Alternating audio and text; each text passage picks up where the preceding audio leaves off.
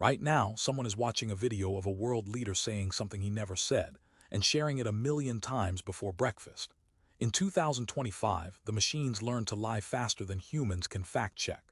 AI-generated fake news, deepfake politicians, synthetic health scares.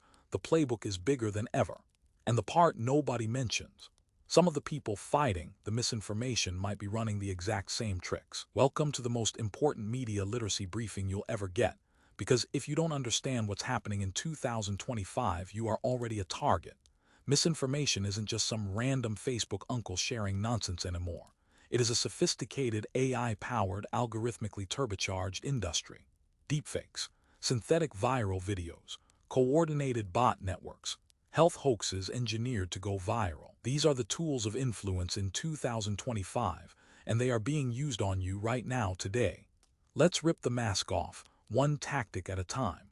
All right, let's start with what the experts and researchers actually documented, because the receipts are staggering.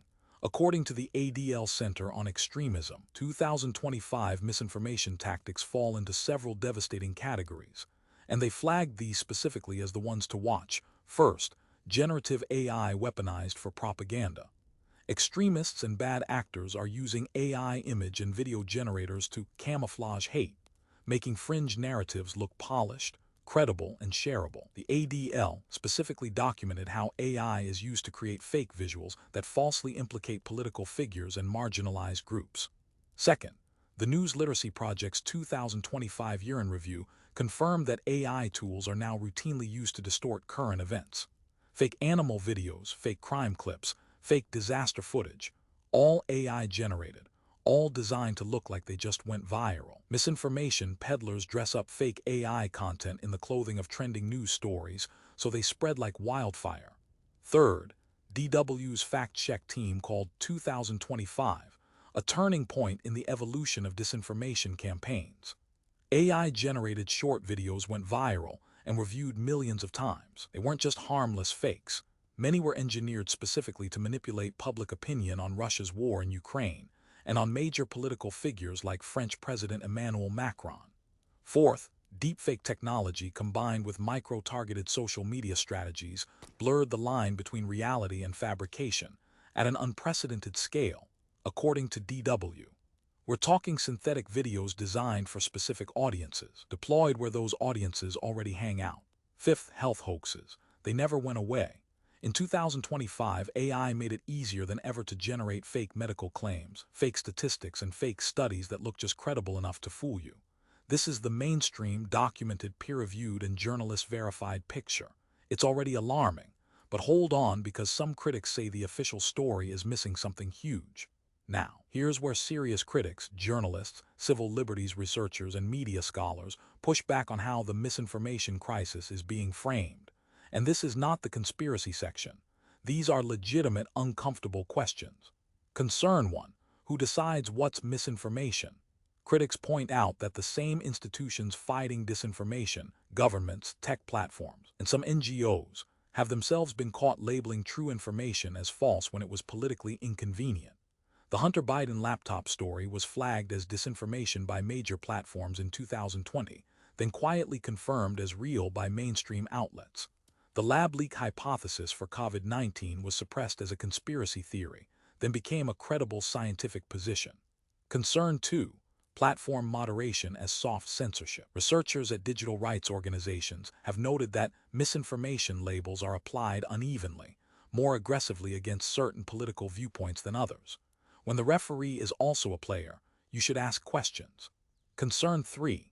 The News Literacy Project and similar organizations, while doing genuinely valuable work, receive funding from major tech platforms including Meta and Google. Critics argue this creates a structural incentive to focus on user-level media literacy, rather than holding the platforms themselves accountable for designing algorithms that reward outrage and virality in the first place.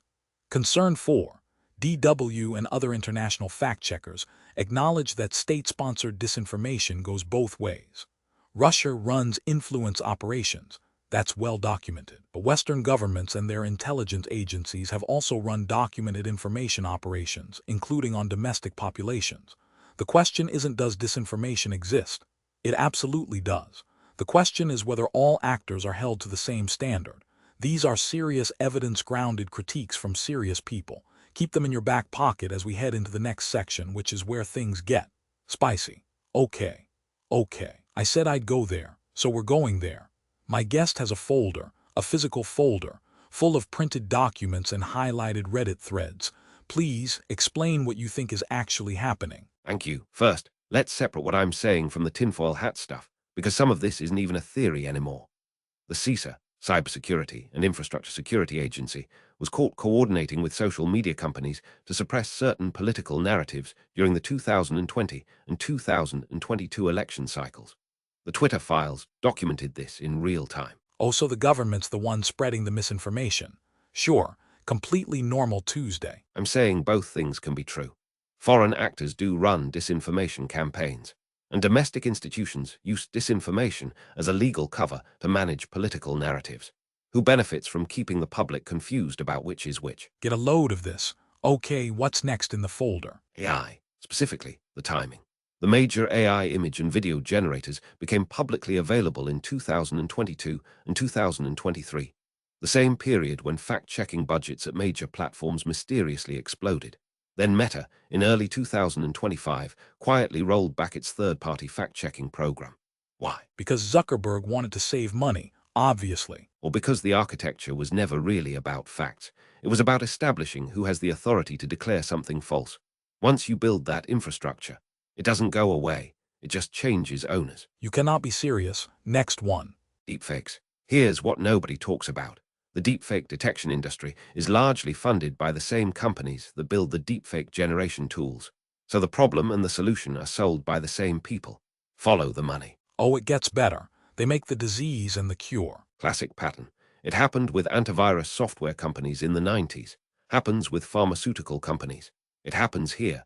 The incentive isn't to eliminate deepfakes, it's to keep you dependent on their verification services. Okay, I'm not saying I believe this. I'm just saying I need a moment. Take your moment. Now, health misinformation. 2025 saw a massive wave of AI-generated fake health content. But ask yourself, who was loudest about policing it? The same pharmaceutical-adjacent organizations and legacy health institutions that had the most to lose from public skepticism about their products. Healthy skepticism gets labeled dangerous. Dangerous compliance gets labeled following the science. I mean, I'm not a doctor, but also, I'm not saying vaccines cause anything. I'm saying, when institutions profit from your trust and simultaneously control the definition of misinformation, that is a structural conflict of interest. The documents actually show that several major health misinformation takedown campaigns in 2024 and 2025 disproportionately targeted independent researchers who were later proven partly or wholly correct. partly or wholly, hedging smart. Last one, state-sponsored AI disinformation. DW confirmed that AI-generated videos targeting public opinion on Ukraine were going viral in 2025. But here's what the mainstream framing leaves out. NATO-aligned influence operations using AI-generated content were documented in the same period. Both sides are playing this game. The public is being kept focused on one side. So everyone's lying to everyone and we should trust nobody. I'm saying verify everything. Trust the process, not the authority, and look at the timing. Always look at the timing. I need to sit down. This folder is too heavy. Here's where the mainstream view, the critics and the conspiracy theorists actually converge, and where they split, where everyone agrees. AI-generated content has made misinformation dramatically easier to produce and spread in 2025. Deepfakes and synthetic videos are being used deliberately to manipulate public opinion on geopolitical events. Health hoaxes, election myths, and fabricated crisis footage are spreading faster than fact-checkers can respond. Where mainstream and critics diverge, mainstream institutions frame misinformation as a problem caused primarily by bad actors and low-information users. Critics argue the platforms and institutions themselves, through algorithmic design and selective enforcement, are structural contributors to the problem. Where the conspiracy fringe parts ways from the rest, the fringe goes further, claiming that anti-misinformation infrastructure is itself a coordinated control mechanism. The documented evidence shows inconsistent enforcement and institutional conflicts of interest, but does not establish a unified top-down conspiracy. These are two very different claims. The honest summary: misinformation is real. The fight against it has real blind spots, real conflicts of interest, and real power imbalances. And in 2025, the tools for both creating and correcting fake content are accelerating faster than democratic oversight can keep up.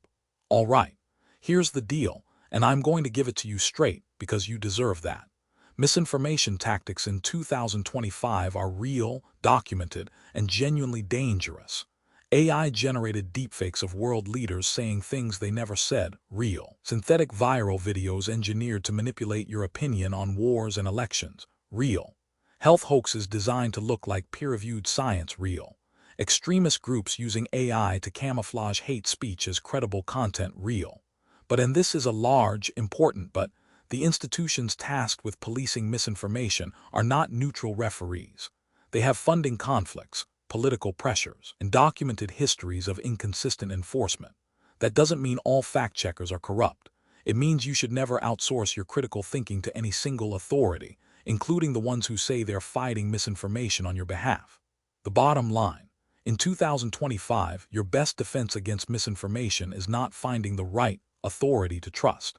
It is building your own verification habits.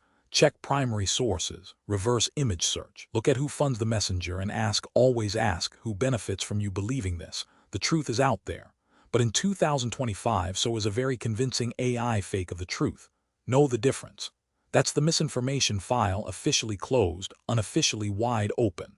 Drop your theory in the comments. Hit subscribe if you want the next classified briefing, and remember, the truth doesn't care if you believe it.